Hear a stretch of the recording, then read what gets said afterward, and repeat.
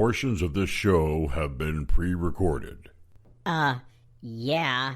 It's a podcast rebroadcast. All of it is pre-recorded. You big dummy. The number you have reached, 911, has been changed to a non-published number.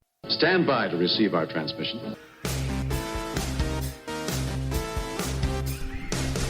Wow. Really, has it been like a week since I've actually been here to talk about what I like to talk about? How time slows down when you're not having fun, but I'm on the air, and it speeds up when I'm on the air. It depends on what you're doing, you know.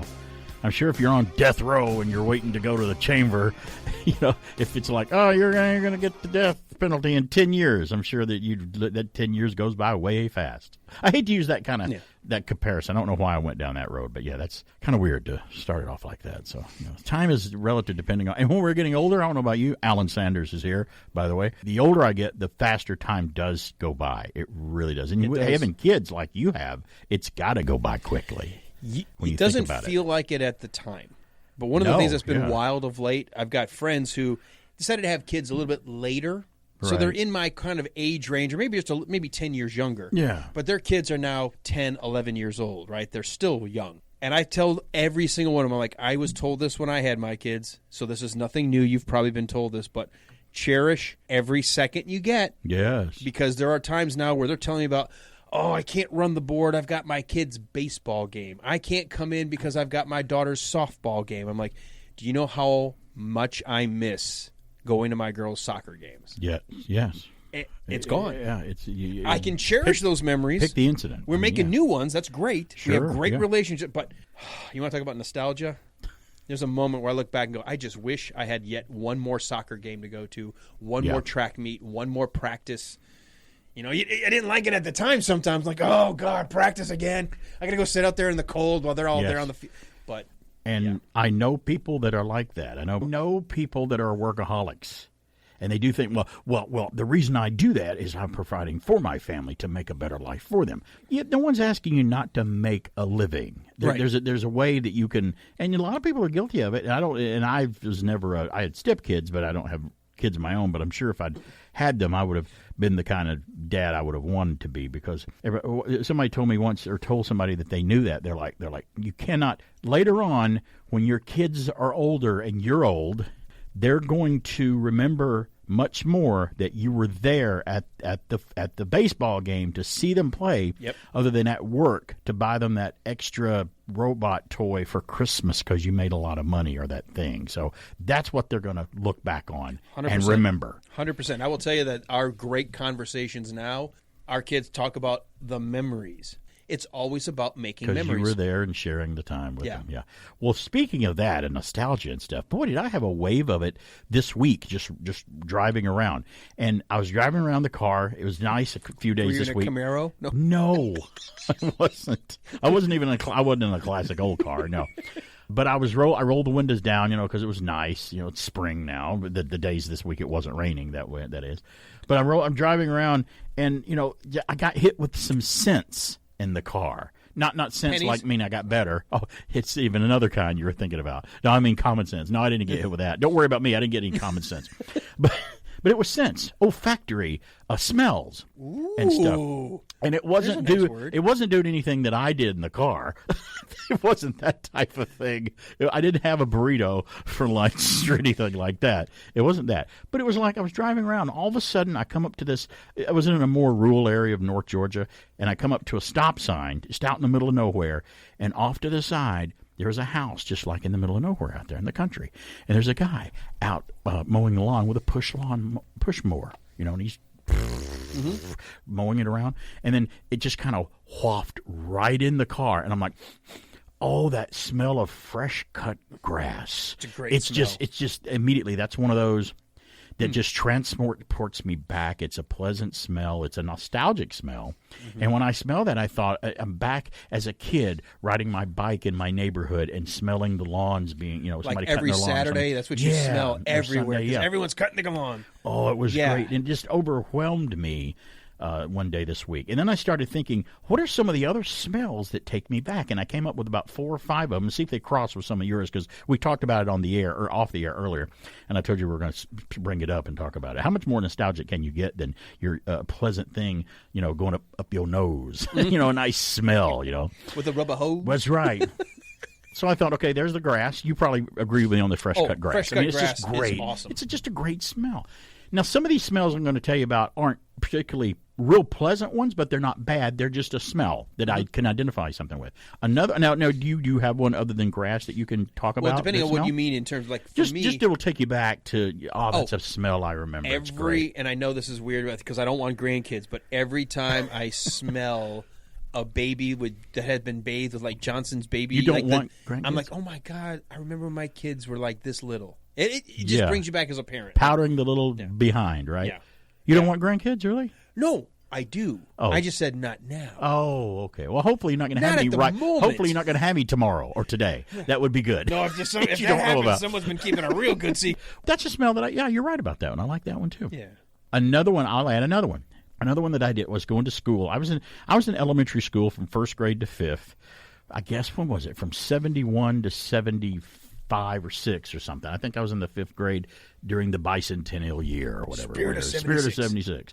Well, my school, it was old. It was talking about the term old school. My school was an old school. It was actually an old school. I mean, it was a school that was built in the early 50s that I was going to in the 70s because, it ain't broke, don't fix it. It's only 20 years old, man. I know, but we had radiator, but it was old to us. We're like, what are these radiator things making heat that are sticking out of the wall? Mm-hmm. If you touch them, they're hot. Don't touch them, but they give you heat in your room.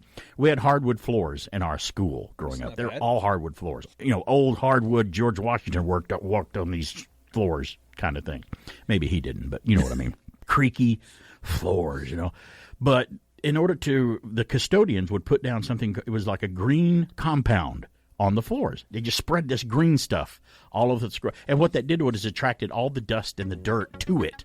And then they would sweep it up and get rid of it. It was just called, I think they still use it to this day in some office buildings or some big places that just have floors. But it's called green sweeping compound. That had a scent. And if I ever smell that or get a whiff of that, something like that again, I'm like, oh man, I'm back in school. I smell the green the green compound for the floor. We'll continue it. I'm going to take a break right now. We'll have the Golden Rage of TV from Pat McCormick when we come back. He's going to talk about Baywatch today. Or Babe. Wait, that's classic TV? Babe Watch. I don't know. It is now. It's classic TV Eric, now. remember that. You're listening. Yeah. You're old. We'll have more scents and smells and nostalgia, and I got a lot of movie news and flash the audience. It's BK on the Air. It's business as usual on a Saturday. Sponsored by Post Cereals, the cereals that make breakfast a little bit better. Shh! Gold! Burgers! Great four-folded gold!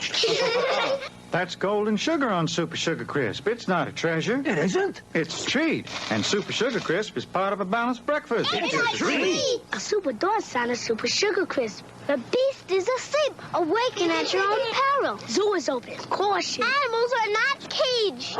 There's 6 different Super Door signs, one in each specially marked box of Post Super Sugar Crisp cereal. When you get up and go, has got up and gone. Turn yourself back on. Take 5. Take 5, 5 alive. Take 5, 5 alive. Snow Crop 5 Alive. 5 delicious fruits. Tangerine, grapefruit, lemon, lime, and orange make one refreshing taste. Take 5 alive. Take 5. 5 Alive, the 5-fruit refresher. Never fear, Smith is here.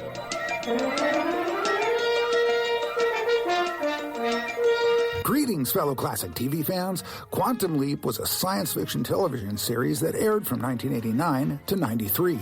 The show followed the adventures of Dr. Sam Beckett, a physicist who becomes trapped in a time travel experiment and finds himself leaping into the bodies of different people throughout history. The concept for Quantum Leap was developed by Donald P. Belisario, who drew inspiration from his own experiences as a former military man. Belisario had been stationed at various bases throughout his career and often felt like he was leaping from one place to another without any control. He used this sense of disorientation as the basis for the show's concept and created the character of Sam Beckett as a way to explore the idea of being trapped in someone else's life. The final episode of Quantum Leap was a controversial one for fans of the show. In the episode, Sam leaps into the body of a bartender and is told by a mysterious figure that he can finally return home. However, instead of returning to his own time, Sam leaps into a black screen, leaving his fate unknown. Many fans were disappointed by the ambiguous ending, which left many questions unanswered. But despite the controversy surrounding the finale, Quantum Leap remains a beloved television show that continues to captivate audiences to this day. Its unique concept, engaging characters, and exploration of historical themes help to make it a true classic of science fiction television. This is Pat McCormick with your Retro TV trivia from the Golden Rage of TV. Check out my YouTube channel at Golden Rage of TV and find my Retro TV Radio podcast available on most popular platforms. And now it's time for our Quantum Leap. Back to BK on the air. WBHF in Cartersville. Dude, we just made our own leap because we leaped ahead a year or a week because we were going to do a different. We were talking about something from last week, but it wasn't last week. We leaped and came back. And I want to give a big thanks to Pat McCormick for that wonderful report on Baywatch from the Golden Rage of TV, which I thought was going to be Baywatch, but wound up being Quantum Leap. So I'm sorry. You guys out there didn't get the Baywatch? We leaped to Baywatch. Where were you guys? I'm so sorry. You know, we forgot to take them with us. Yeah, I know, and I shouldn't have done that. I mean, Quantum Leap, Baywatch. I mean, what's the difference? Think about it. I mean, they both have. I'm sure at some point Quantum Leap had a beach episode. They both. They're both TV shows. Yeah. Yes. There you go. So they both aired on prime time. So I'll apologize to Pat McCormick for announcing the wrong one, but playing the right one that he sent me. Again, he's right. I thought I was right, but I wound up being wrong, and it wound up okay after all. Isn't that my life? Isn't that how my life is so far? I got so mad once. I'd like to be. You know how you like to be right? I mean, I'm wrong so much that I became okay with it. I'm like, okay, I guess I'm wrong. Accept it. It's fine. But I was talking to my good Brian Gwynn, my good buddy. And we were talking about how, seeing people on different things and stuff. And I pride myself on knowing, oh, that guy is in this. And I don't remember, and he's in this movie. Remember, he's in that. Well, there was a guy that, there's a TV show on Saturday mornings called Jason of Star Command. Jason of Star Command.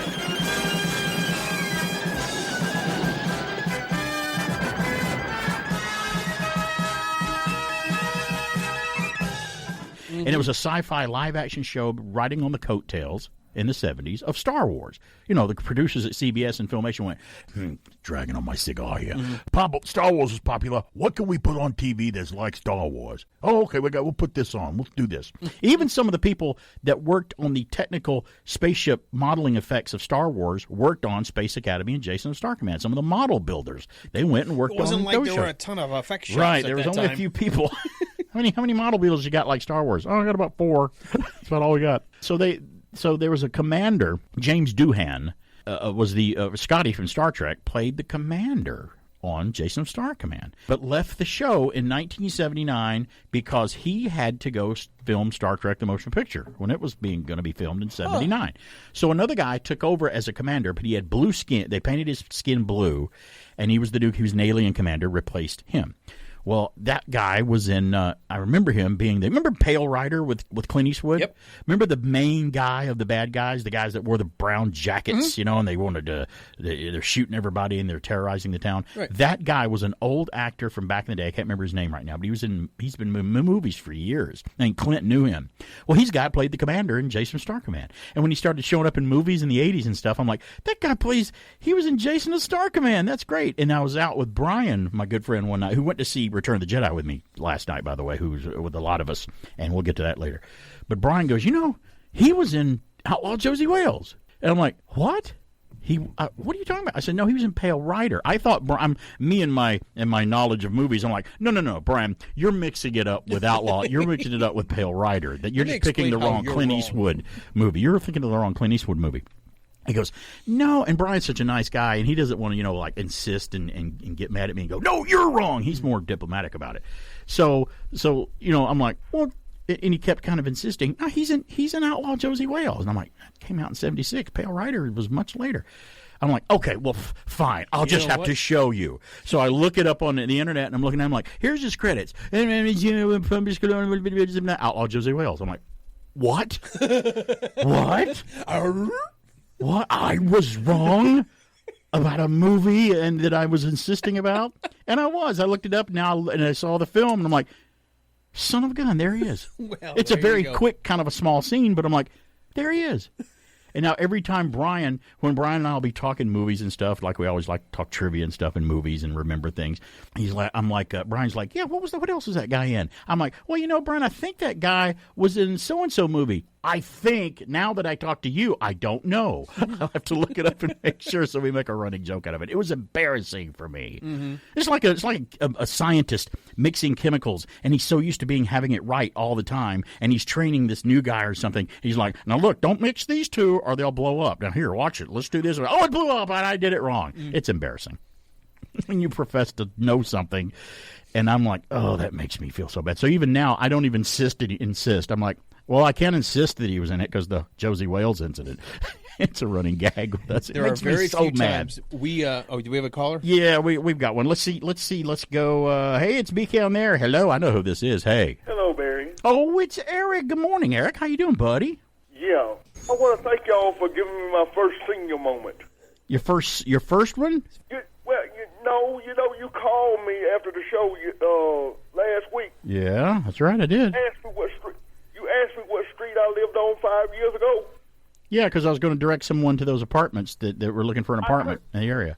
I couldn't remember it. You couldn't remember it. That's right. Well, long about 1 a.m. that morning, I remembered it. Yeah, I'd already found it at that point, so I didn't really need it anymore. But I think. And I'm like, well, let me call Barry. So I called it back. Yeah. You didn't pick up the phone, but I left a message. I know. Now, that was my first senior moment. Then I had my second senior moment. Well, you didn't know. You didn't. That wasn't your first senior moment. Let's be clear.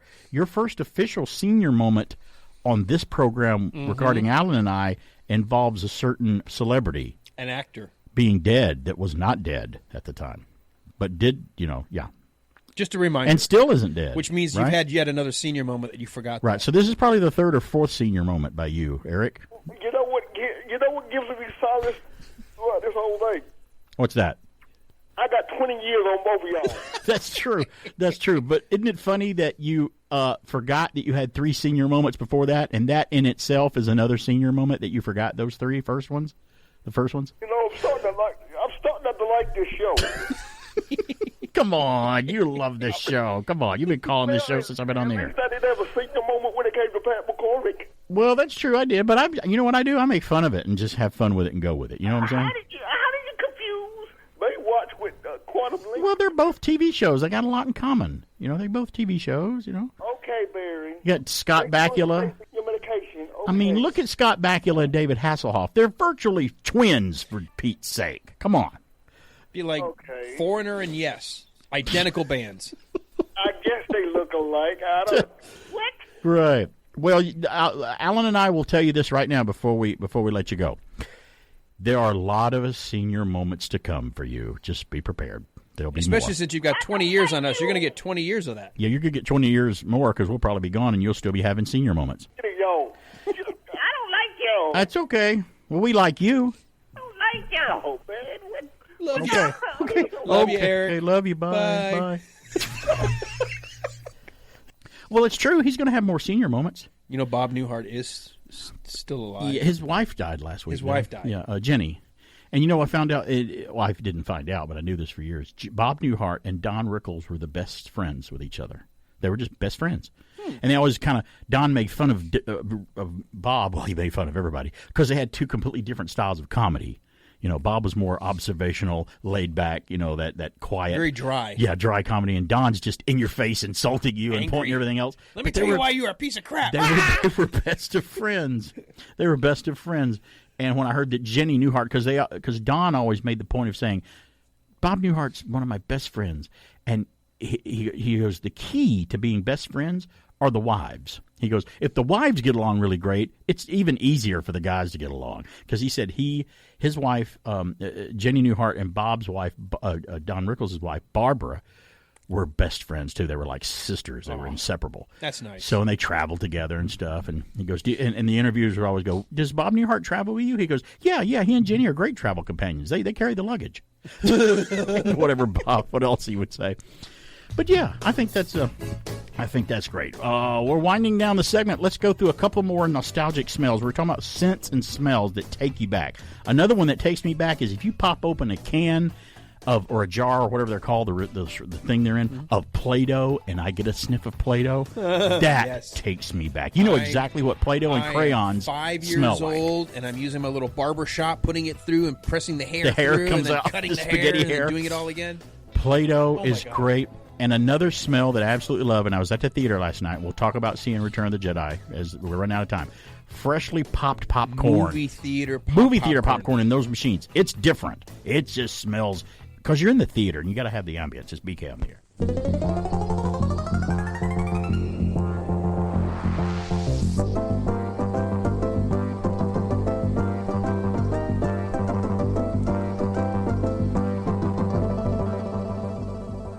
Hey, kids, how would you like to hear this on the screen instead of the great show you came to see?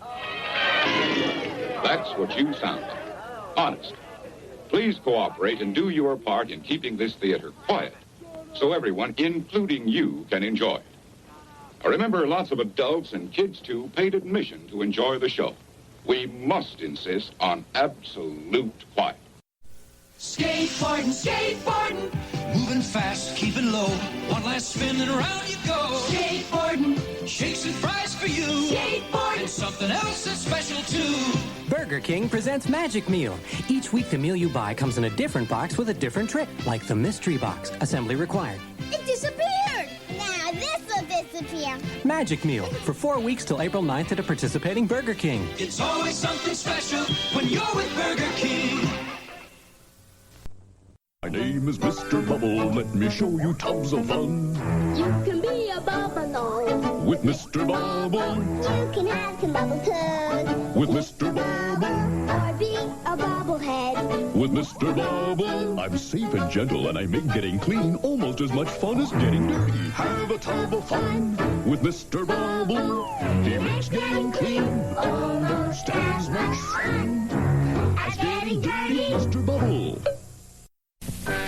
We now return to our program.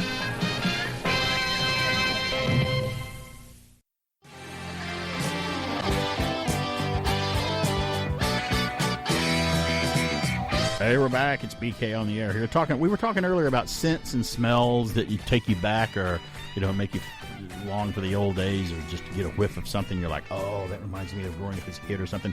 So we went to we said theater popcorn in a theater. I mean, it's just in the the smell theater, that you just remember. the sense of the pop. I said the green rubbing compound in an elementary school that they put on the floor. If I ever get a whiff of that, it takes me right back to school. Freshly cut grass, in the summertime or whenever, you just smell a fresh lawn being cut. And what was the other one? I thought I had more than that. Well, is there another one you can add that we haven't brought up? From when, this is more about food smell, but because my grandfather, and I've told this before, but if you're new, my grandfather used to host at like Thanksgiving and Christmas. He had a lake house, but because of the Polish heritage, it didn't matter what holiday. There was always Polish sausage and sauerkraut cooking. Oh wow! That smell. Whenever I smell sauerkraut and Polish sausage at the same time, I am back to my grandfather's lake house. I'm 11 years old. That's cool. And we're having Thanksgiving with all of the family, all of the relatives. I'm like, and I miss that. I miss that so much. But that smell, I'm suddenly right there. And everybody, and if I fix, and that's a great. Another food is great. If it's one of those Sunday mornings where I get up and I want to just fix some breakfast, when I get up. And I'm doing that, by the way, as I get older. I thought, when I was a kid and younger, as a teenager into my late 20s, if I was off, didn't have to work during the day, I'd sleep until 11 o'clock sometimes. I just would. But now I find myself, I'm like, my dad, your mom would been getting up for years, even when Dad was still around. He still got up in the morning. I said, you guys are crazy. When I'm retired, I'm never going to do that. And I find myself over the past 8 to 10 years now going, wow, I wake up in the morning and I just can't go back to sleep. So I just get up and start the day and do whatever. And I just can't not do that anymore, which is fine, I guess. For the last, ironically, same 10 years. I'm okay with it. The one morning I don't have to work is Sunday. Like I don't come. I do come in later, but I don't have to get up early. Right. And yet I still will wake up and I'm like, you know what? I'm going to use this as me time. And it's just amazing to just get out of bed and have a couple of hours where the house is quiet. The pets are at your feet. And have a cup of coffee or whatever. I'll get on my computer sometimes. And, like, that's awesome. And if I'm fixing an omelet or I start frying bacon in the kitchen or sausage and something, that will immediately, sausage and bacon have smelled the same for many hundreds of years. I hope so. It takes me back to my grandmother's morning or my mom fixing breakfast because I smell that in the kitchen. And I'm like, even after I'm done, an hour later, Stacy can come in and go, you were cooking bacon in here, weren't you? Because it stays for a little while. And I'm like, yeah, it smells just like my grandmother's house growing up. One more smell. Every time we're making homemade pancakes, or if I wake up and I smell I'm at a sleepover, because it was like that was every time we had a sleepover. Everybody's mom growing up was like, "Well, I'll just make pancakes for the boys." It's the easiest thing to make. Right? Put it together. Every day for me, cereal. Like that's it. That's what I would eat every day, cereal. But I was at a sleepover. We got pancakes, and so every time I smell pancakes, I'm at my sleepover as a kid. Mom was making it. Yeah, your friend's mom. Scents and smells. If you have an E770-386-1450, call me up. Give me a scent, a smell that takes you back that you like. We'll entertain your call about the scents and the pleasant or unpleasant. So, there could be unpleasant smells that take you back. Sometimes you could be mowing the grass. Talk about freshly mowed grass. I've mowed the grass before where I wasn't watching what I was doing, and I ran over something that a dog left behind, and I wasn't really watching what I was doing. And I'm like, oh, that just went everywhere. And now it's all under the lawnmower, and I got to take the lawnmower to the rubber garden hose. There's a smell and a taste. Drinking water out of a rubber garden hose. Drinking out of a hose. Suddenly, I'm back in Michigan. I taste that rubber smell. That's it. You taste that rubber smell? There. Listen, you smell something? It all makes sense to us. Well, here's something else that always makes sense about this time every day. We like to flash the audience of the news, the weird, the strange, and the bizarre. And I have the first news from UPI. A Peru comic book fan's collection of 1,548 pieces of memorabilia related to Marvel hero. Now, last week we had Deadpool, remember? I'm not making a mistake. I'm actually on track here. This guy collects Iron Man stuff, and it earned him a Guinness World Record title. Now, I think you mentioned Iron Man on the air this week as being one of your favorites during Superhero Day yesterday, National Superhero Day. We might get more into that later. Appropriate. Yeah, because we only missed it by a day, but we can still talk about it. We can talk about the week events, not just today. Miguel Andres Javier told Guinness World Records his first Iron Man item was an action figure he bought secondhand in 2007. And the release of the first Iron Man film the following year inspired him to accumulate more items of old Shellhead himself, as they used to give him a nickname in Marvel Comics. Javier's collection now includes 1,548 pieces, including action figures, statues, books, DVDs, clothing items, backpacks, underwear, and more. I added underwear. I'm just kidding. The collection, you may have some. I don't know. Underoos. The collector said that I never had underoos either, by the way, as a kid. Really? And that's something that I really wanted. Been on the but I think I was a little too old for it. But you know what? In secret, I would have said, I'll still take them. Yeah. I'll still wear them, Mom. If you can get me my size, I won't let anybody know about it. But I could still wear them. So anyway. Yeah. Well, I'll dress up as Superman. Sure. Because the Spider-Man ones were cool because they actually look like a short-sleeve shorts version of his costume. Yeah. Which was kind of nice. I don't know whether there was any Iron Man, if he has any of those, but I bet he does. The collector said he appreciates Iron Man's sense of humor and intelligence, as well as the hero's human flaws, such as arrogance and an inflated ego. Boy, isn't that the truth? Maybe there's a reason I think I'd drawn to Iron Man. He said collecting Iron Man items allowed him to form connections. I don't know. What are you talking about? I don't even know what you're talking about. I'm a little self-reflective. I can understand the similarities. When Nick Fury is interviewing Iron Man at the end of the second Iron Man film, and he's talking to him about the Avengers Initiative. They just first bring it up and they're talking about it. He's like, and Tony starts reading the paper, and he's like, okay, do you want me to join the Avengers? Okay, and he's like, okay, you're describing me here, all these things. He's like, no. He's like, your life has fallen apart. I am trying to get my life back together. He's justifying everything that's wrong with him. And he gets to the part in the report where he goes, self-imposed narcissist. And he goes, agreed. He's like, I'm stuck on myself. So, yeah. This guy collecting said that Iron Man items allowed him to form connections with other fans. Doesn't fandom always do that?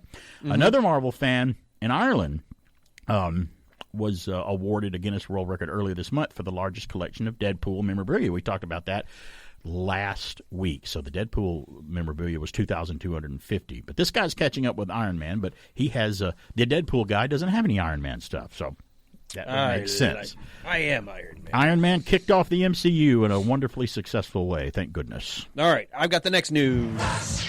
Try to fit this in. We got a couple more minutes. Researchers from the United States and Scotland said they taught pet parrots how to make video calls, and the birds developed long-distance friendships as a result. This is interesting and scary and crazy all together. At least it's not AI. Or a fish in a tank ordering off of Amazon like that one guy had. That's true, too.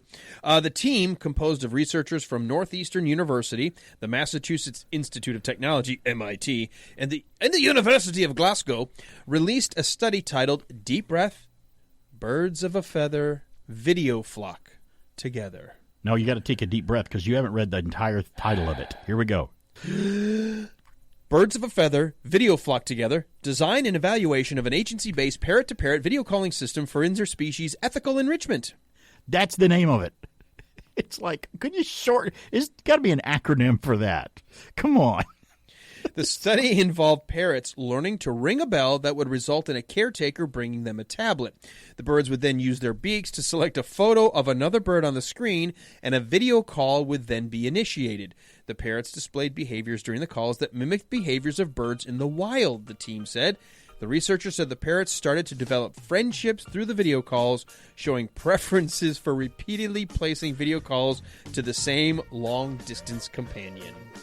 Okay. I've got 7 friends to choose from, but I really enjoy conversation with the macaw in South America. That is so weird, but it fits the template of this.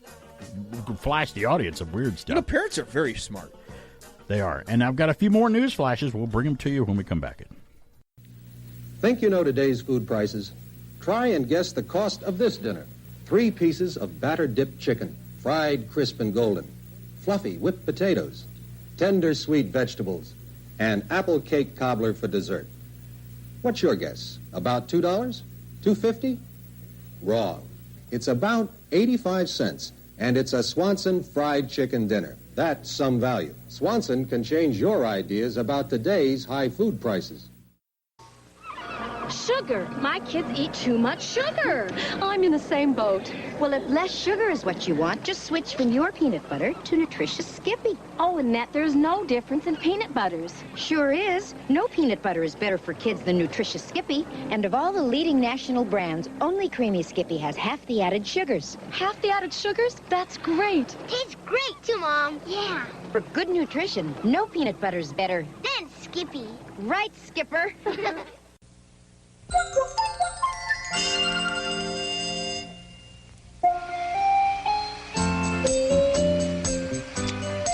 Delicious. And dangerous. First, never touch any appliance without a parent's supervision, and always be careful with kitchen appliances. Keep their cords out of your way and your fingers out of their way. Also, always turn pot handles in, away from the edge of the stove. So nobody bumps into them and gets hurt. Now you're cooking. Everything's under control. Situation normal. What happened? Had a slight weapons malfunction, but everything's perfectly all right now. We're fine. We're all fine here now. Thank you. How are you? And the conversation continues off the air. Hey, it's BK on the air. Al and I are here in the studio here talking when we go to a break, and sometimes it's about stuff that we can't carry on to the air because we're mad about something, and we have to come back down and have fun talking about. I'm your retro radio rocket man every Saturday, and I like to fulfill that requirement that I have, a part of my job description. I have another news from UPI. Let's get back to it. A Pennsylvania podcaster interviewed 137 people over the course of 37 hours, 44 minutes, and 17 seconds to break the Guinness World Record for the longest interviewing marathon. This was very interesting. It is a thing, yeah. Rob Oliver, who has been paralyzed from the chest down since a 1993 accident, started the podcast Perspectives on Healthcare in 2021, aimed to discuss the strengths and weaknesses of the healthcare system with both medical professionals and patients. Boy, that's a big subject that can be explored. That's a great subject for a podcast because you'll never run out of things to talk about. Oliver's podcasting inspired him to seek the Guinness World Record for the longest podcast marathon and said that his open call for interviewees led to responses from as far away as Australia, New Zealand, India, and Scotland. Oliver scheduled subjects for 15-minute shots and ended up interviewing 137 people for a total, like I said, of 37 hours, just a little over 30, almost 38 hours of content, breaking the world record before by more than he broke the record who held it before by more than 8 hours. That's not a small feat. Now, wait a minute. He was allowed a 5-minute break every hour, which he decided to take to save up so he could take breaks of 30 to 60 minutes after several hours. So he changed the break things, but he still did it. So that's pretty darn cool. I like that. I don't know if we could do it. But I think that's one I could probably do still. Yeah, if we didn't have anything else to do. Right. Yeah, because we kind of have jobs and other stuff to do. If I could rest up my voice and have lots of water on hand. And I didn't know that they built in breaks, so I'm assuming at some point you got to quickly go to the bathroom, grab a bite to eat or something. Unless you sit on the toilet and do it from the bathroom. I mean, you could do that. I guess your could. Your chair could be a toilet. It'd be one heck of a long podcast episode. I'm going to go listen to that 38-hour show. And you need to hit the mute button every now and then if you're on a toilet. I mean, or leave it on there. You might, or you leave it there for fun. I might do it for funsies. Yeah. But that's pretty cool. I've got the next news. Well, while we're on Guinness records, more than 1,000 role-playing enthusiasts gathered in a Utah mall and broke the Guinness World Record for the largest pie eating. Remember, I said role-playing. Oh, role-playing. There's no pie eating. For the largest. Well, the biggest one that comes to mind is D&D. Yes, sir. Is it Dungeons and Dragons? Dungeons and Dragons game ever played.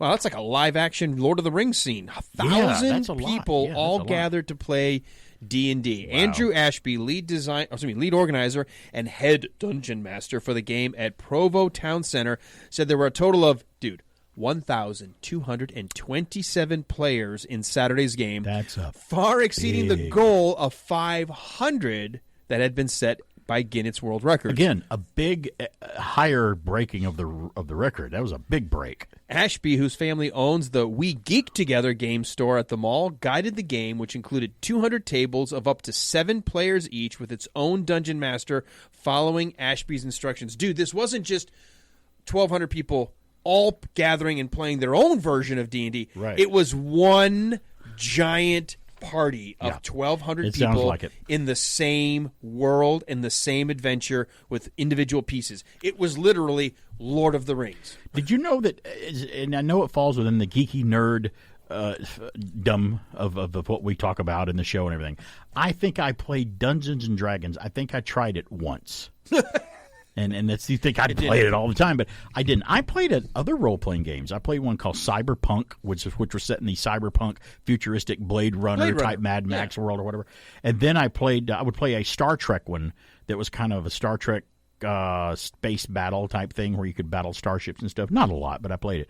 But I didn't get into that very much, and it was escapism because you could. That's what it is. It's you're getting to act out someone that you're not. You're a character, and you come up with it. Some people take it way too seriously too.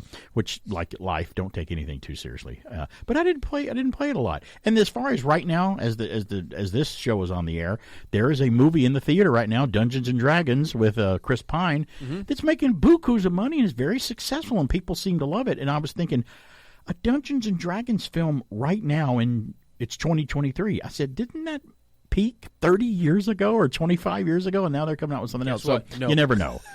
Things always come back. So, yeah, Dungeons and Dragons. Did you ever delve into it a lot or just played some? It a lot in middle school. My best friend still for Michigan. And it's still out was there. Was the Dungeon Master, and I learned all about it. And I think that's why I'm a World of Warcraft guy to this day.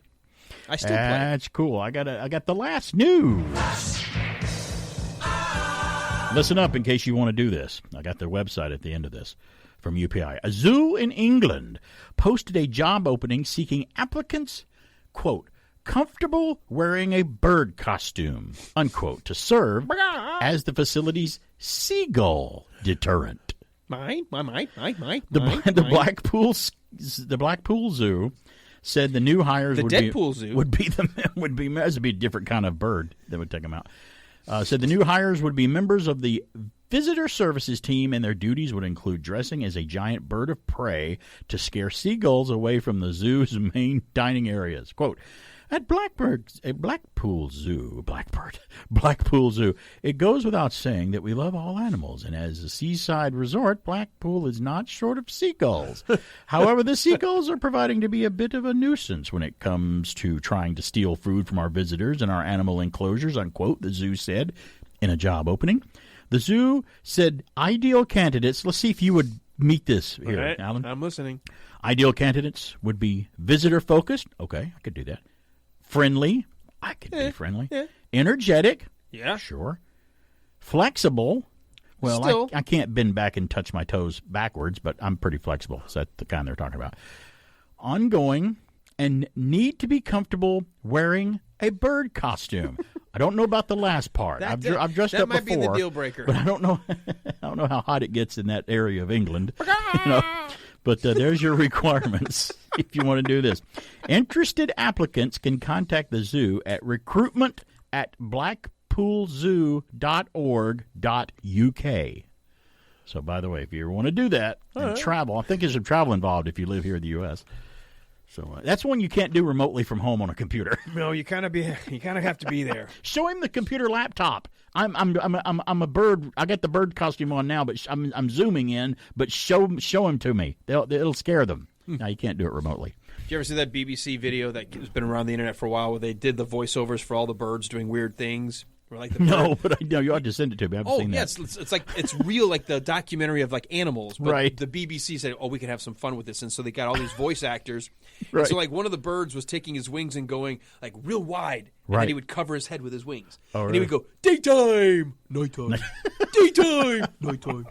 And so I can't believe you've never seen that. No, I've never seen that one. All right, I will send you the link, but it was the BBC that put it out, right? And it just made me think of that, about having like these birds doing all these weird things, because the whole video is just catching animals doing weird things and then putting voice to it. Now, speaking of those, I do love it when guys will dub over the voice on a dog when it talks. It's like if it's moving its mouth. Mm-hmm. Some are better at it than others, but they're so funny because you watch it and you know the dog is not saying that, but you're convinced 100% he's saying that. That's exactly what the dog is thinking.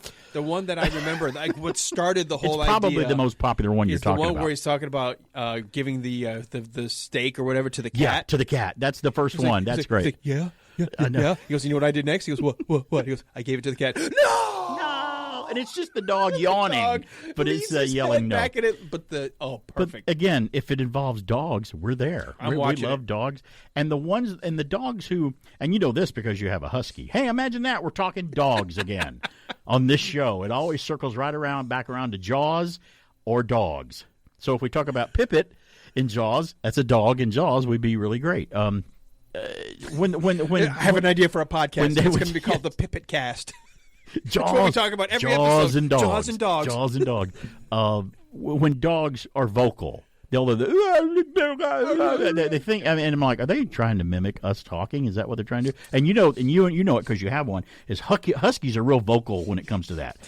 But a lot of dogs have different ways of communicating with you that are kind of vocal for them. Mm-hmm. You know, they'll try to catch your attention, and it's just so cool when they put them up there, especially when they talk back. There's one of a lady who's talking to her husky, and she's like, "You can't go outside. You've been outside already." And he's just yelling back at her. She's like, "No, shut up. Go lay down. Go lay down." And he's like, he's like, "Mom, huskies. That's why they're my favorite. My wife goes bananas because I don't need another toddler in the house, but they act like little children.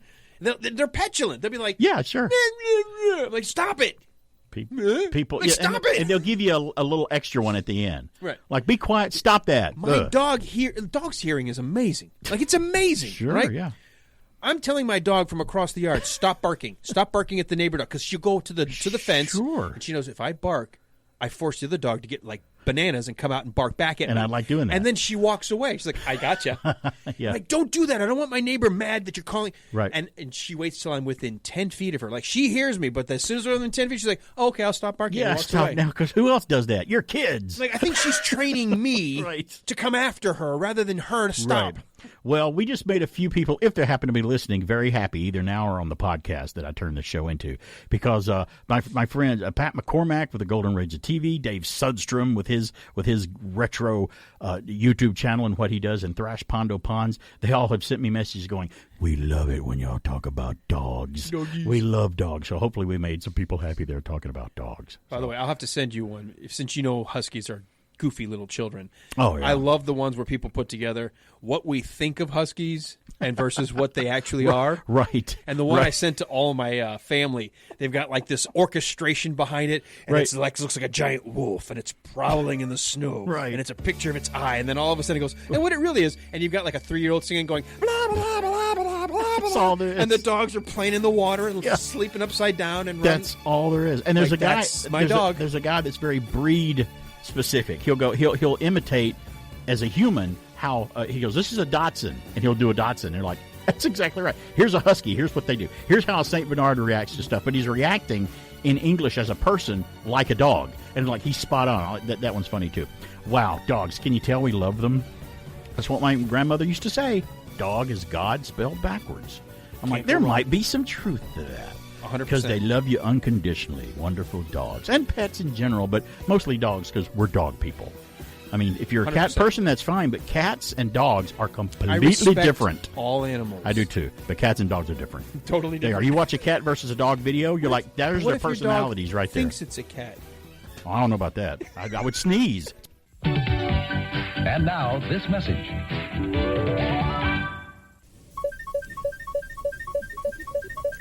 In the news, a big summit meeting.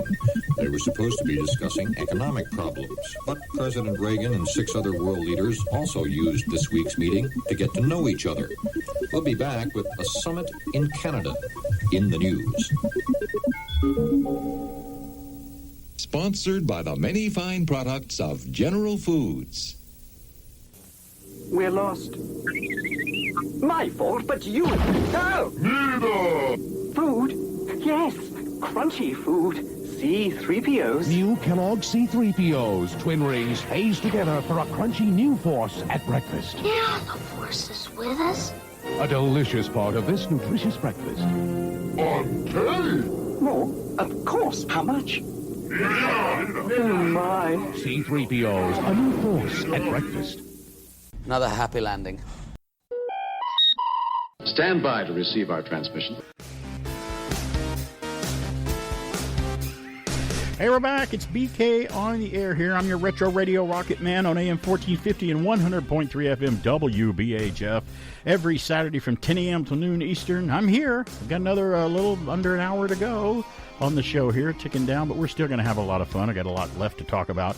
If you missed the show, I do turn it into a podcast and get it out there on my own YouTube channel. I'm out there on Spotify and SoundCloud. So there's places, just search for BK on the air. You can find me. I shine the show up and take the old commercials out and make it sound all jazzy and juicy and cool and special edition-y. George Lucas it up. Only it's good though. It's good though. It's not too bad George Lucas up, but I juice it a different way than George Lucas did his stuff. Let's put it this way. I don't change it. I don't change the entire meaning of a part of the podcast that the radio show we're talking about when I turned it into a podcast. I don't change the entire thing to make it mean something completely different than the original intent. That's kind of what George Lucas did with some of this stuff. Can you tell? Can you tell we're not a big fan of the special editions when he went back and monkeyed with his own movies? We're not a big fan of it, but still. Well, we're 50-50 fans. We like some of the stuff. Yeah, but I do like some of the stuff. But the other stuff we hate. So it cancels out, I guess. We still will watch it. Well, we're going to do On This Day in History, but I want to open with something for On This Day in History, and you'll see why I'm playing this.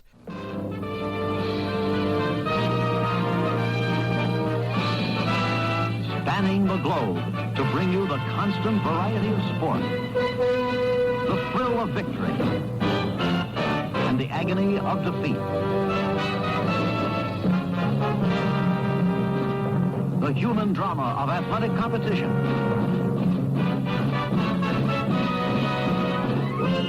This is ABC's Wide World of Sports. Brought to you by Lincoln Mercury.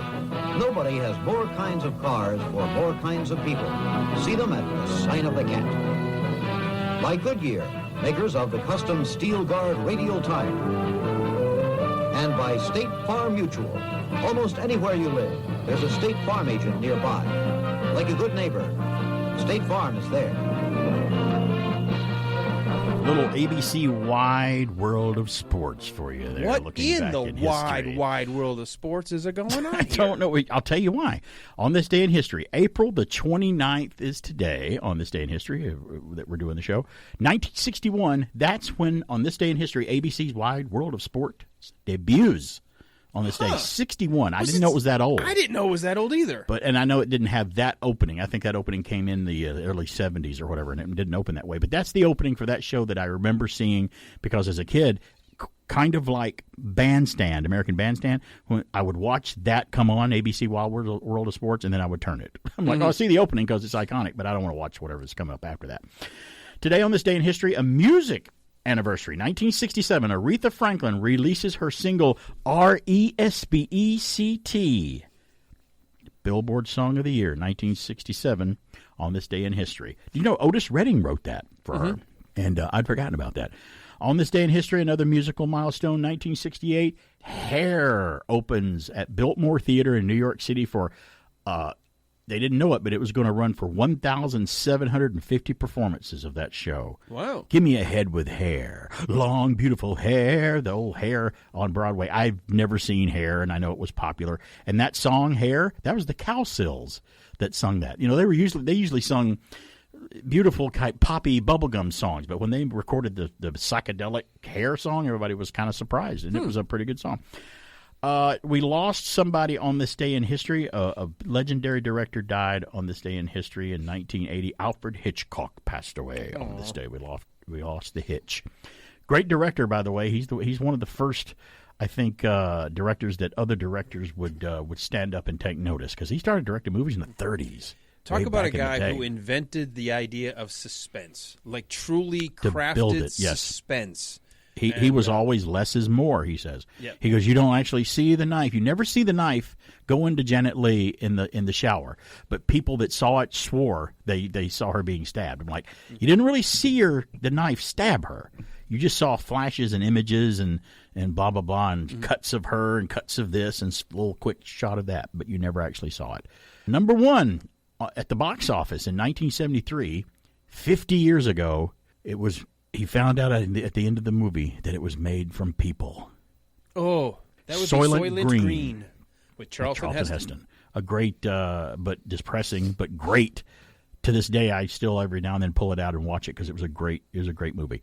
We realized shocking. We were talking about big shocking endings of films. That's one that I forgot about when he realizes what it is. Yeah. You know, he has two of the most shocking endings in movie history. That and Planet of the Apes. The exact same way, just different words. Does, yeah. It's shocking to him what happened at the end. And let's stay back there 50 years ago in 1973. 50 years ago on the Billboard chart. What do you think was number one on the Billboard chart? In 73? Yeah. Well, I'll just tell you. You can tie a yellow ribbon around the old oak tree. Was it Tony Orlando? And Dawn. And Dawn. Yes. Let's not forget Dawn. Yep. And they had a variety show in the 70s that I watched as a kid. Very kind of like Sonny and Cher. Around that old oak tree. That's right. Today on this day in history. Now we'll go from 1973 to 1983, since 83 is only 40 years ago. Makes me feel suddenly better. Oh, but still old, right? So... Yeah, and with me, it makes me feel worse because I'm like, wait, 83 is more fresh in my mind, and it was really 40 years ago. Number one on the Billboard chart. You know the 80s hits and stuff. In 83 on this day, I like asking you to guess. We always make a game out of it.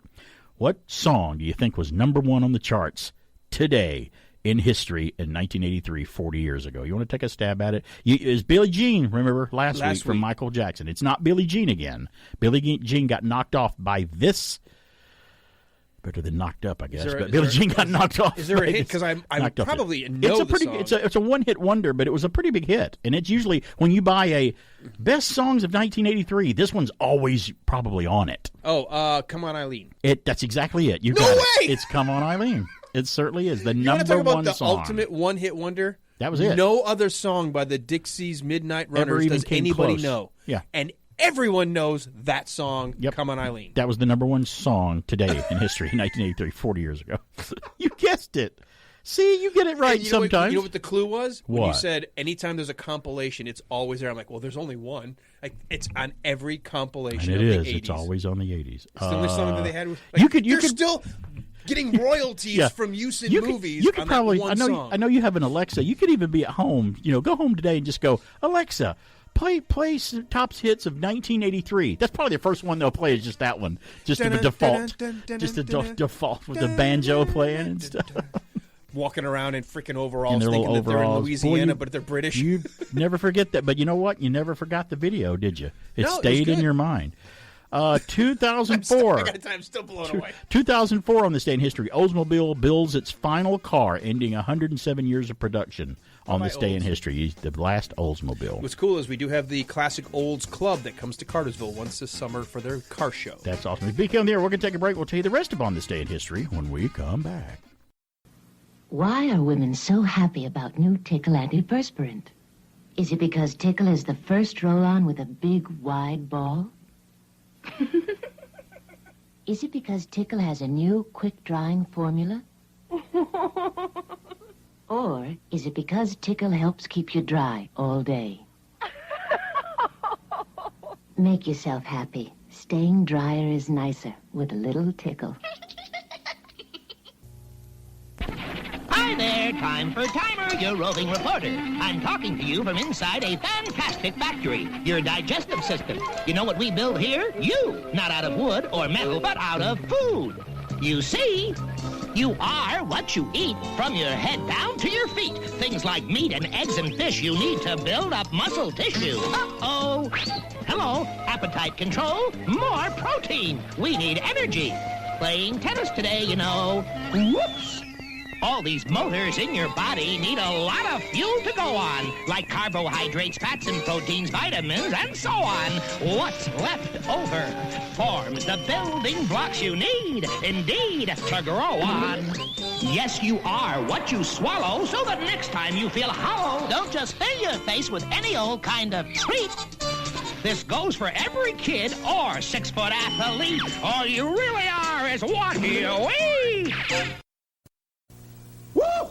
This is Dr. Johnny Fever with a prescription for those Monday night blues. WKRP in Cincinnati. Tomorrow and every Monday at 8, 7 Central and Mountain. Take only as directed. This is CBS.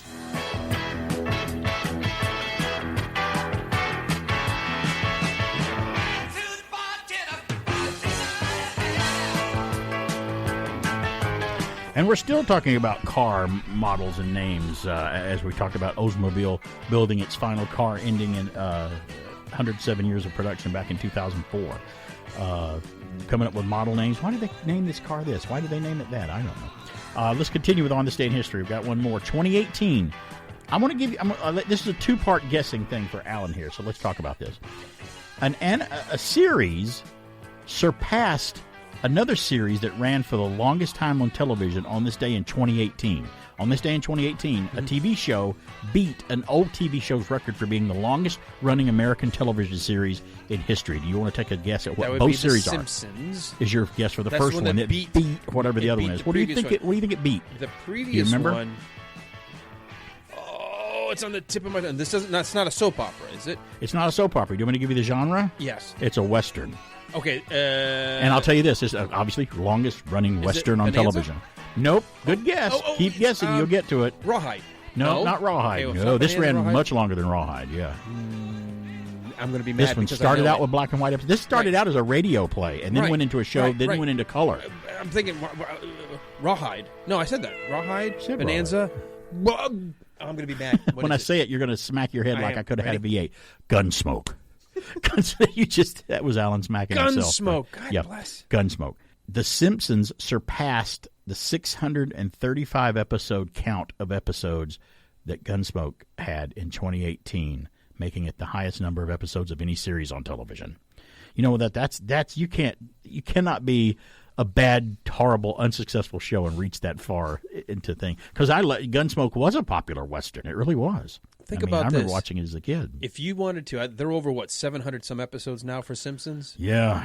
That if you wanted to watch 10 episodes a day, to try to watch them all. Think about it. Look how long it would take you to watch all the episodes. Yeah, and that doesn't even include watching the ones on the Tracy Ullman show, I don't think. I don't know if they count those. If you did 10 a day, it would take you 100 straight days to watch all of the episodes of The Simpsons. It'd take you longer to do that than do a Marvel movie marathon. Yeah, I'll do the Marvel. I'll do the MCU. Birthdays on this day in history. Today is, talk about Star Wars and stuff and seeing Return of the Jedi for its 40th anniversary. This is another Star Wars film. Director Irvin Kershner's birthday is today. American director. Some of his movies include, you may not know, The Return of a Man Called Horse, The Eyes of Laura Mars, which is a fantastic thriller with Tommy Lee Jones and Faye Dunaway. The Empire Strikes Back in 1980, Never Say Never Again with Sean Connery, James Bond movie from 83, and RoboCop 2 was Irving's last movie that he directed from 1990, I think. George Lucas knew Kershner as a teacher in the film program at USC School of Cinematic Arts that he went to, and that's why one of the reasons he chose him to direct The Empire Strikes Back. One of the reasons. And plus he knew if he got some young guy coming in, or whatever, he wouldn't be open to suggestion and be his friend or whatever and take his suggestions seriously, so he wanted to pick somebody he knew that was talented, but he knew them. That's a smart move. Lucas made a lot of smart decisions when it came to business and financing his films and having control over his stuff. I need someone who actually knows how to direct. Is there anything? Could I get somebody here? Yeah. That'd be nice. Today is Willie Nelson's birthday today. He is 90 today, Willie Nelson. And he looks every bit of it. Maybe there is something to that whole pot smoking thing. Are you saying that he's preserved and fermented kind of like Keith Richards of the Rolling Stones? I don't know. It could be something. Today is Tommy James's birthday today. Tommy James. Does that ring a bell? He had a group called Tommy James and the Shondells. Okay. And they hit it big with one song. It goes like this. It goes, Crimson and Clover. I know that song. Over. Tommy James. He had some other hits, too. Today is Reb Brown's birthday, American actor. He was in a movie called Cage, a movie I'm probably going to say that you haven't seen. You may have seen one movie that he's in. He was in a movie called Cage, He was Captain America on television on CBS. Was Yor like a Conan ripoff? Ripoff, and he was on another planet, a Earthling that crashed on another planet running around with a loincloth on. Yeah, I remember the movie. Totally cover. bad, Never saw it. Horrible movie. He was in a movie called Fast Break, but here's the movie you may have seen him in, and I considered it his best film, Uncommon Valor, with Fred Ward and Gene Hackman, where they get a bunch of guys to go back to get the POWs out of Vietnam. Yes, I remember that. It's directed by Ted Kotcheff, got a great director that I think directed Rambo, First Blood, the First Blood film. So I think that's the same guy that did it. I'll have to look it up and see. Great director, too, by the way. Today is Jerry Seinfeld's birthday. You want to take a guess how old Jerry Seinfeld is today? He's 1 year shy of a big one. 59. He's 69. Oh, yeah. Jerry Seinfeld, he's 1 year away of 70, it says on here. Okay. We got a Star Trek one here. Kate Mulgrew's birthday is today, American actress. She was Captain Janeway on Star Trek Voyager. She had her own television series called Mrs. Columbo in the 70s, and she also was in Remo Williams, The Adventure Begins, the movie Remo Williams. She played a lady Mrs. officer. Columbo. Mrs. Columbo on television, which started out as she was the wife or the ex-wife of Columbo, but that storyline really wasn't working out, so they just abandoned it and never talked about it again and just still called the show that, and I don't know why. I'm sure somebody out there knows. Today is Daniel Day-Lewis's birthday. Great actor. He's 66 years old. Today is one of the Brady Bunch's birthday. Eve Plum. Jan's birthday today. She was in a movie. She was in Spike Lee's I'm Gonna Get You, Sucker. She was in that. I think that's the one she was in. But, she was in a movie, I Was a Teenage Drug Addict or something in the 70s. She did a very controversial drama movie in the 70s like that, which really broke her out of her Jan Brady Bunch thing and actually did it very well.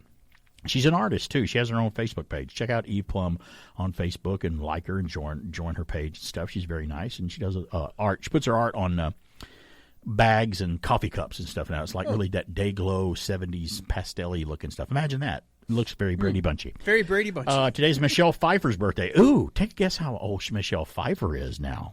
And we just saw her in the Ant-Man movie, so she's got to be in her 60s, right? So she's in her 60s, yeah. So what do you think, Michelle Pfeiffer? She's 65. There's two that you've hit right on the nail today. That and the thing earlier. Better than my thumb. You're really firing all cylinders. Why can't you do this well on the MeTV quizzes? Something's gonna fail. Hold on, you're setting me up for the. It may be the next one. It's also Uma Thurman's birthday today. Ooh. You want to guess how old she is? A lot of birthdays today. I'm running out of time. Uma Thurman. Probably in her late 50s. You think she's in her late 50s? Yeah, like 58, 59. Is that your final answer? Yeah. She's 53. Early 50s. So she's closer to your age, but younger than me, so yeah. That's nice. Now, she's done a lot of movies. Everybody knows her about her career. But let me tell you, she was in a version of Robin Hood that came out, which was a cable version on Showtime, made a great Robin Hood film about the same time Kevin Costner's was being made, and it got overshadowed by Kevin Costner's because it was a theatrical release where she played Maid Marian in this one. Uma Thurman did. And it was great. Patrick Bergen played Robin Hood in this version, the guy that was in Sleeping with the Enemy, Julia Roberts, the Irish actor. I think he's Irish. And he was in, what else was he in? He's in one of the Tom Clancy movies, Patriot Games. He was with Sean Bean. He was the Irish terrorist guys, part of that too. But he made a great Robin Hood in that. But Uma Thurman played Maid Marian. It's always National Something Day. Today is National Shrimp Scampi Day today.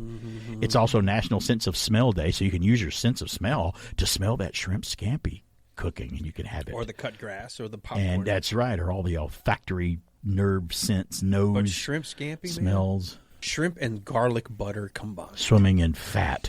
God, it's so good. And a little pepper and whatever else they shake on it. I don't know. It's so good. I'm suddenly really hungry. Yeah, me too. Yeah, we could add that to the smells. Isn't that funny that I just didn't plan it that way? Love the smell of seafood. I'm just like mouth-watering. I didn't plan it that way, talking about those nostalgic smells earlier in the day, and I'd completely forgot that it was National Sense of Smell today. How appropriate. How it works. How appropriate. Today is World Veterinary Day today. You got a good vet? That's good. We got a great veterinarian for our little girl. He's a great. They do a great job there. They have a great doggy bedside manner, which is great. And I'll give them a plug. I don't care. It's Lake City Animal Hospital in Ackworth, down in Cobb County. They're great because what's cool is they have a great Facebook page, and every time any dog makes a visit there during the day, they'll take a picture with them and go, look, so-and-so was at the vet today, and they're all just some smiley dog and stuff. I'm like, yeah, catch them really quick where they look like they're smiling because I don't know any dog that's happy to go to the vet. They're not really thrilled like me going to the doctor. I'm like, I don't really want to go. I know I have to, but I don't want to. I've got one of those dumb dogs that goes, we're going in a car ride, okay. I don't care where it is. And then it goes, wait a minute. Oh, you tricked him. Wait a minute. And then every time I go to pick him up, I want to go home. I want to go home. My dog just doesn't like going anywhere. My dog does not like to travel in the car. She's one of those dogs. Oh. But I tell you, dogs are different. Some of them like it. Some of them hate it. All of mine love it. She makes it up with everything else about her. Everything's great about her. I'll take these little quirks about her with the other ways that she is. Otherwise, she's the perfect no frills, Can I tell you the trouble. one thing I'm very, very thankful? None of my dogs are bothered by loud noises or thunder or rain. I never have to worry about when it's raining that they won't go out because I'm like, you got to go outside. Sure, you have to, yeah. None of them. Now, the problem is because they don't care, they don't mind staying out in it. They're going to bring the rain in with them and the mud. I got to go out there and get you.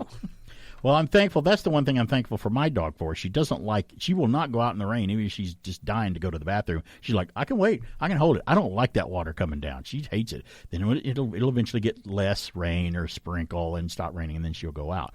But she will not get muddy. She doesn't roll in the mud. She doesn't do any of that. And I'm so thankful for I will that. say that She's none like, of my dogs no. are mud rollers, but when you're just running outside, you're going to naturally get stuff on you. And she did not like thunderstorms and loud noises either for the first 3 years of her life. But the past couple of years, she's now sensitive to thunderstorms. And I guess it changed, like with people. Some things change with people when they get older. She's a little apprehensive to fireworks, loud noises like that. But what's funny is she sleeps the best with us in the living room when she can sit beside us on the couch in between us. The only thing that ever come between me and my wife is our dog. And that's fine. There's nothing wrong with that. Not another person. So I'm watching it, and she's like totally, with all the loud stuff that we have in these movies that we have surround sound. Saving Private Ryan. She's like, she totally cool with never wakes up.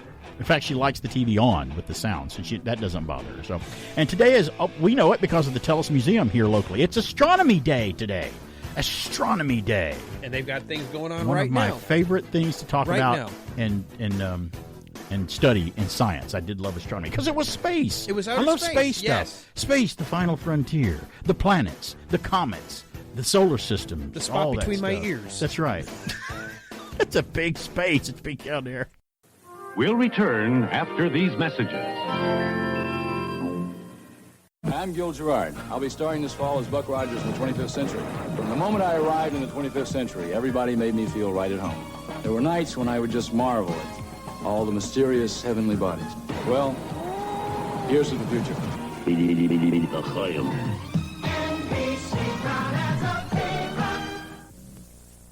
I am stuck on Band-Aid brand 'cause Band-Aid stuck on me. I am stuck on Band-Aid 'cause Band-Aid stuck on me. 'Cause they really stick to your fingers and they stick our Band-Aid needs. Remember, only Johnson & Johnson makes Band-Aid brand adhesive bandages with the unique Super Stick adhesive.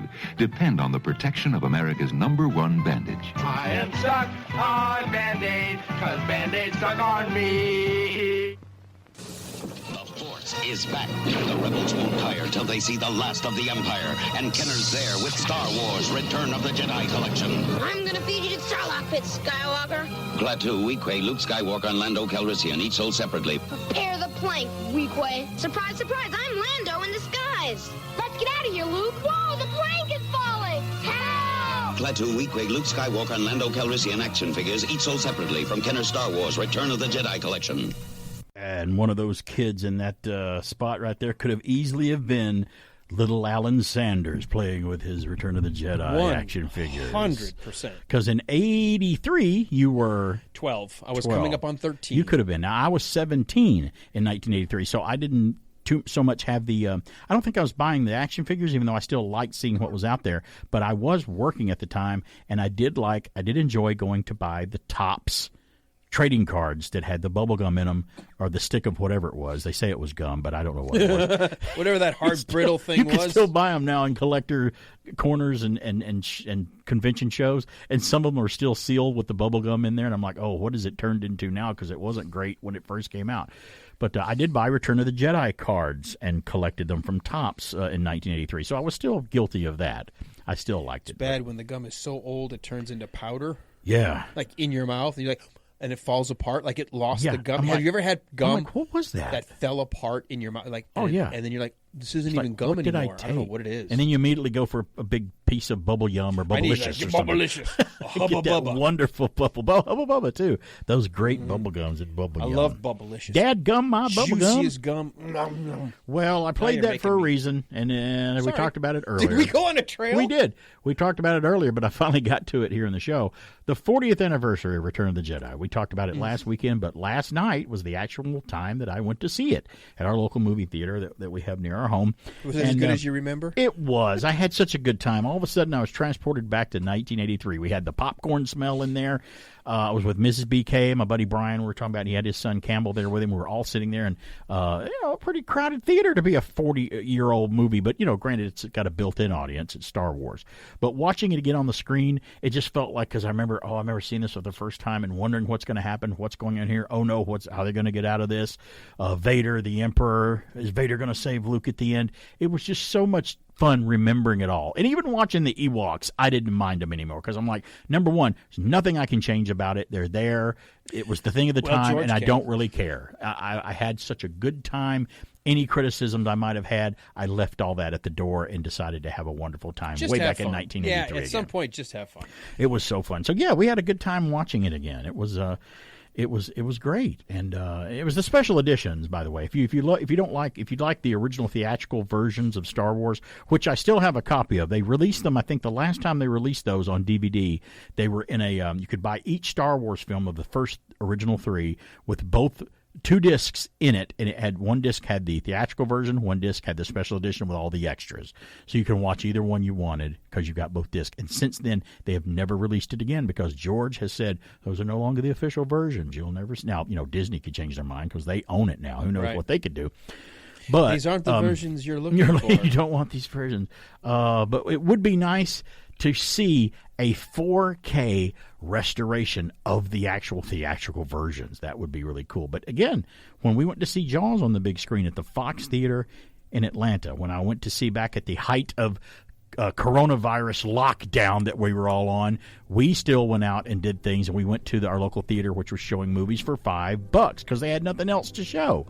because no one wanted anybody to go anywhere. But they continued to show movies. That was the way you saw Jaws. Hollywood wasn't letting any new movies be made, so they had nothing new to show. And you're like, wait, we're going to go out of business here. But NCG and a lot of other theaters that are near me released older films for $5 a ticket, which was fantastic. And you finally got to see Jaws on the big screen just from that fact, which is great. Screen.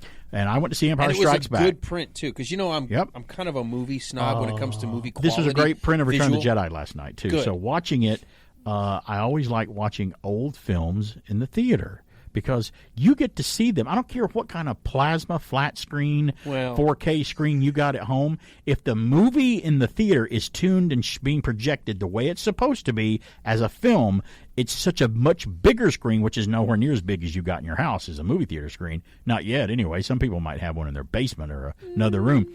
But when you're watching it in the theater, you still notice things not on your television. I was looking at the background creatures in Jabba's court that I don't really remember seeing a lot, when I'm watching it at home on home video or video or streaming or whatever. But it's so good to see it on the big screen again and seeing so many like-minded people showing up and having fun at the same time. We even rented a bunch of kids while we're waiting in line to see it. These kids were like 14, 15, 16 years old. And we didn't even talk to them. They struck up a conversation with us and said, hey, you guys are here to see Return of the Jedi. We are too. We're like, yeah, hey, good to see that you're going to see it. They're like, yeah, it's great. And they're like, you know what? We prefer the original trilogy to any of the newer ones. I'm like, you do? He goes, and I said, you realize this is the special edition, that you're probably used to seeing. And this one kid, he looks at me in the eye and he goes, we prefer the original theatrical versions. And I'm like, where are you little kids? Who are you? That's an example of parenting done right. That's not their thoughts in their heads. That's their parents. And I looked at good. And I looked at the one kid who was his buddy that wouldn't say anything. And I'm like, you've got a nice Star Wars T-shirt on. What's your favorite film out of the original three? He goes, oh, hands down, The Empire Strikes Back. I'm like, you guys are cool. That's exactly what we told them. Brian and I were like, we were just applauding these dudes. I'm like, that's great, and they were having such a good time watching it and sitting down. I had my popcorn. I was having fun. I do think I'm a little different than you. I think the reason you go see the movies on the big screen is because of the collected watching experience. If you have a good audience, not a bunch of nerds that are going to open their bags and be on their phone or critique it through the whole thing. There is that sense of we're all. It's like going to a baseball game. We're we're all together. You're rooting for the same team. Yeah. Right. I will tell you, when you've got a really, really well-tuned sound system at home and a TV, yeah, sure, yeah.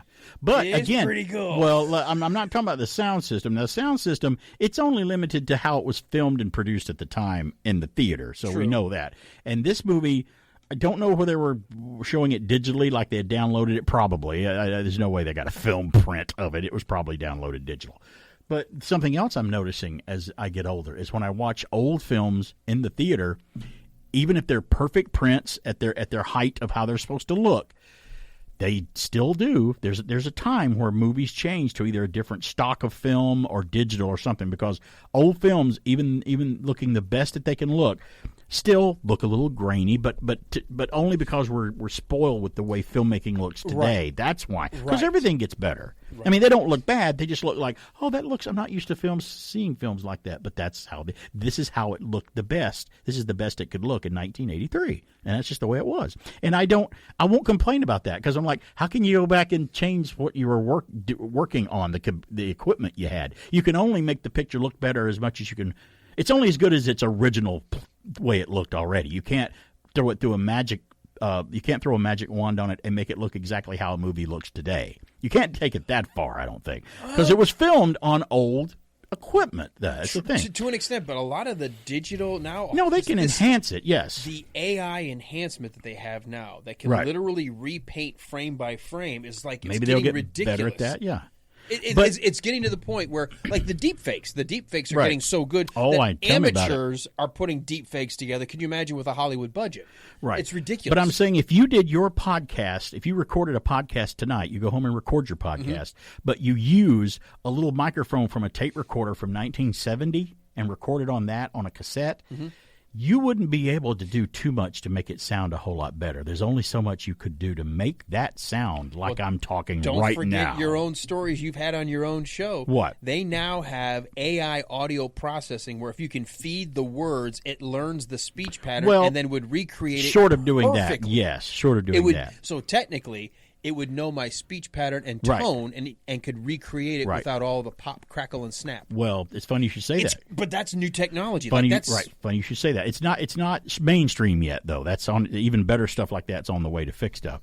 But even better so, there's a group of people that have taken Leonard Nimoy from Star Trek and made this little short film about him going back to Viridian 3 where Kirk died with Picard.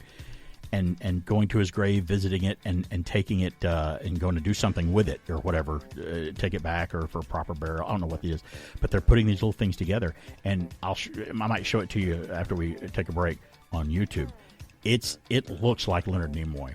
I mean, they deep fake manipulated him. He doesn't, and it's coming. They're going to make a movie that's totally has everybody deep faked in it that are no longer with us. I bet it's on its way. It's already halfway happened in a way. It's BK on there. We're going to take our final break before the top of the hour, but we'll be back with more. Stand by. If I were human, I believe my response would be, go to hell.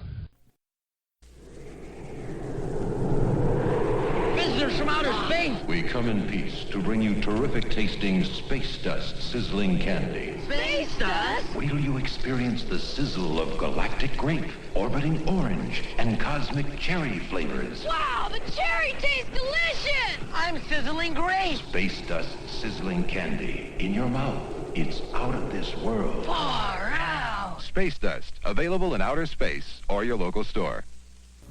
What do kids say when they're hungry at noon? Uh-oh, SpaghettiOs. What do kids say when they pick up a spoon?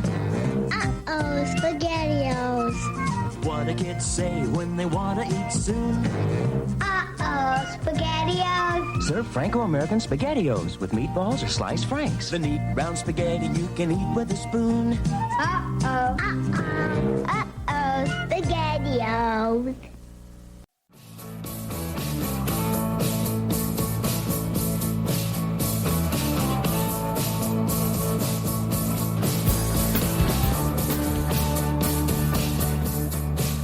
Hey, we're back. It's BK on the air here on AM 1450 and 100.3 FM WBHF. Having a wonderful time. Last segment, going up to the top of the hour.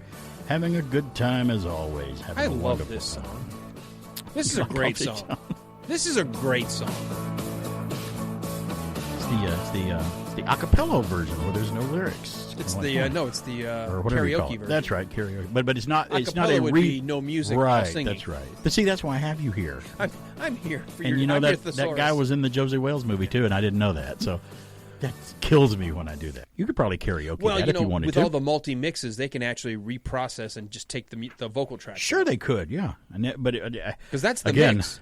It's just not the vocal. What are we not going to be able to do in the future? We've already figured that out. I follow a guy out of Atlanta who will break down music, and he's a music producer. His name's Rick Beato, and he has the ability to. He goes, let's just listen to the bass line of this song. Now let's listen to the guitar line. Now let's listen to the drums. And this is why it makes this song great. I'm like, it's amazing to break it down. Well, a lot of people, when producers get into the studio, like there's one where George Martin, produced a lot of the Beatles stuff, and there's a special on YouTube you can watch where he met with Brian Wilson in L.A. of the Beach Boys, because George Martin produced the Beatles, but they all admired Brian Wilson because he was a big guy with the Beach Boys, big producer, big writer, his music, and they all loved each other's music. But they were sitting in the studio with the original tracks to some of the Beach Boys songs, and you could tell there were two producers, George Martin and Brian Wilson, sitting there. One was for the Beatles, Brian was with the Beach Boys, and they're sliders on a control, and they got the original tapes. He's like, now here, if you take this part out, our harmony, you just hear the bass of this. They were stripping it down to hear different layers because they still had the tapes, so the recordings they could do that. And it was amazing watching both of them hear and listen. Like now he goes here. And George Martin, he didn't ask him to do it, but George Martin, the producer of the Beatles for the longest time, said, "That's cool. What if you were to do this?" And because he's familiar with the mixer and how everything was, and he knew everything was. He goes, "What about the Beach Boys song? What were they listening to? God Only Knows. I think God Only Knows." They were listening to that, which is a lushly produced song he started manipulating the sliders and doing differently, and he made it sound differently and did this, that, and the other thing. And Brian Wilson goes, "That's amazing." He goes, "You just remixed my song, and it sounds better." That a different producer might have done it differently, not worse or better, but different.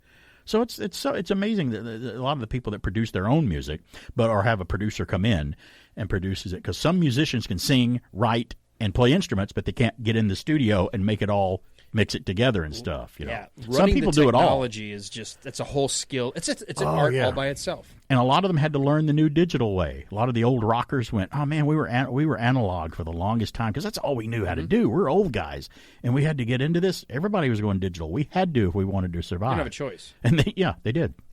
And a camera film company almost went out of business because of that. I don't know, maybe they're still around, but Kodak for years just resisted digital cameras, digital stuff. They're like, "We're Kodak. We're too big to fail. We don't have to do that. We're not doing that." The film the world will use. Where Agfa and Fuji and all the others were like, "We're going digital, man. This is the thing to do." And I think they almost lost it all because of that, because they were late to the game. I mean, I'll resist some of it because I don't really like a lot of the stuff. I'm like, "Oh, come on." I mean, my phone is, I think I got an iPhone 8, and they're up to, 14 or 15 now? Maybe it's 22. I don't know. 14. What are they up to?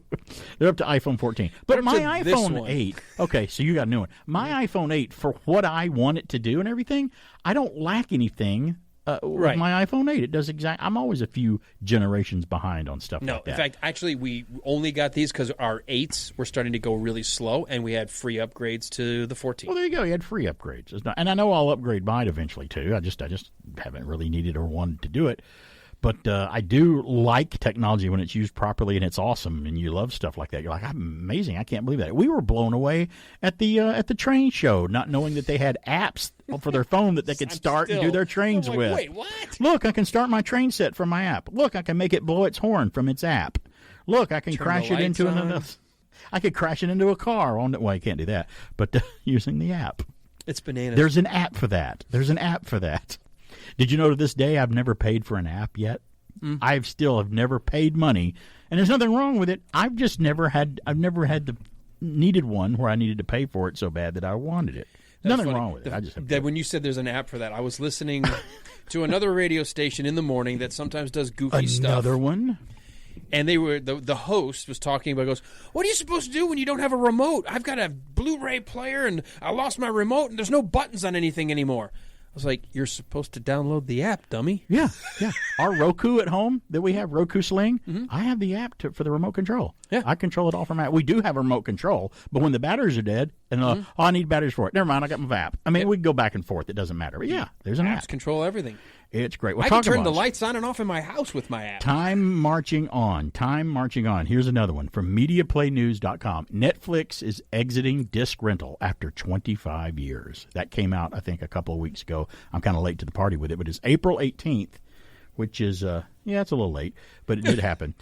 They disclosed they will cease renting by-mail DVD movies later this year, 25 years after creating the by-mail disc rental business.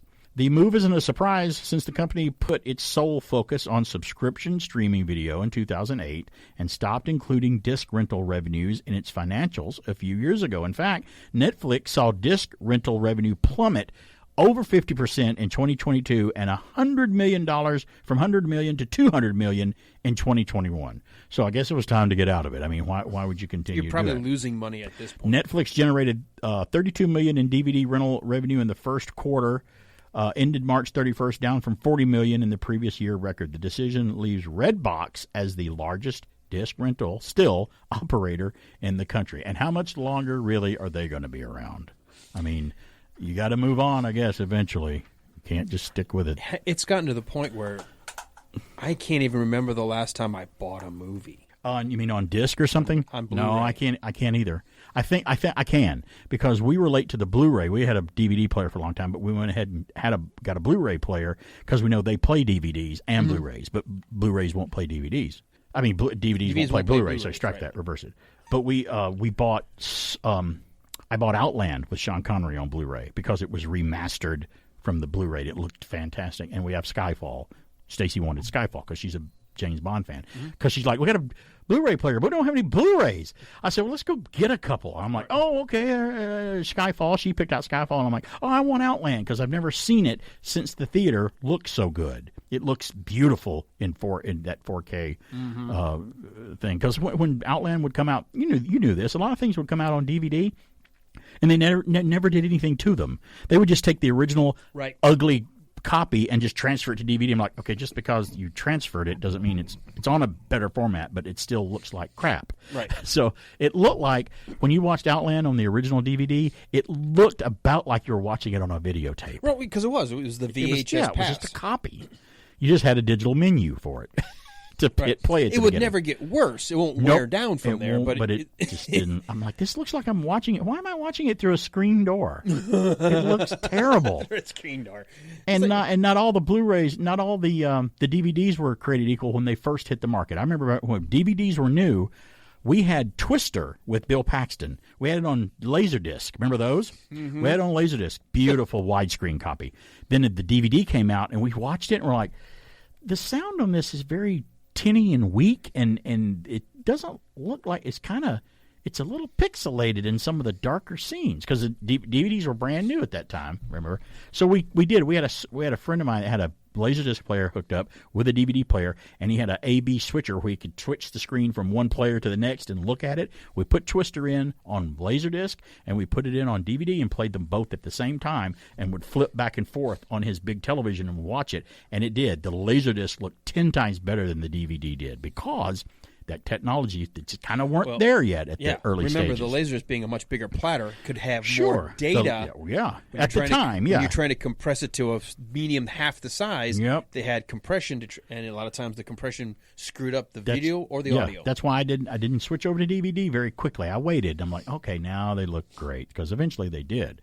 And then Blu-rays came in. And now I've got to buy a 4K Blu-ray player because I don't have a 4K player. That means you got to buy some Blu-rays. It's time for you to buy a movie. Oh, I've got 4Ks. That's the thing. You got the copies already. You just can't watch them. The last few DVDs, I was like, we're going to probably upgrade to a 4K. So I'll buy it on 4K because it would come with the Blu-ray copy. Sure, yeah. So you get both in one, but I don't have a 4K player. And you still haven't seen Star Trek the Motion Picture in 4K yet. That'd be great when you see that. I'm interested in hearing your thoughts you know what? I've on got it. Paramount now. Is it streaming on Paramount? It is on Paramount Plus. Yeah, it is. I think it's streaming in. Can you receive streaming 4K? I think it streams that's another in reason 4K, why we're not buying anything, because I can stream it. Check it. I'm pretty sure they wouldn't stream it in anything else. Because I still can't watch it in 4K You know, at it's home. amazing, the technology. It'll sense how fast your speed and decide play it if at you the should get appropriate- 4K or not. Because initially, that's why we had to upgrade our router. I had an old This is me, Mr. Technology. I was like, how am I not getting 4K? I'm paying for freaking 4K. I want 4K. The equipment. And then all of a sudden, I was like, wait a minute, speed test. And it says, due to your internet throughput, Your limitations. we're sending it to you at 1080 versus 4K to provide better, smoother streaming. Isn't 1080 the next best thing below 4K? It's below, yeah. Yeah, that's why It's I still have that at home. Yeah. And I was like, oh my God, we're streaming too slow. I literally upgraded our Wi-Fi, and now everything's 4K. Well, you got time this weekend? Run the motion picture and check it out. I mean, it's pretty amazing. It'll be nothing like you remember it, because I don't know the last time you saw it or saw it in the theater. But we saw the 4K in the theater, and it was really cool too. It's BK on the Air. Thanks for being here. There's some things I didn't get to, but I'll put it up on the website, the Facebook page and media and stuff. And I'll cover some stuff next weekend too that I didn't get to. It's BK on the Air. Say you wake up in the middle of the night, you got an idea that's out of sight. So you jump out of bed and look around your room. You gotta write it down and send it to Zoom. Or say you've just seen something on this show, or someone cool you just gotta know. Write it all down, don't make a mess, and don't forget your name and address. Include a stamp so we can drop you a card, and dip your note in a bucket of lard. Joe doesn't know what he's talking about. You put it in the envelope without a doubt. Then take your typewriter, pencil, or pen, and if you make a mistake, you gotta do it again. Write Zoom, Z-O-O-M, Box 350, Boston, Mass. 021.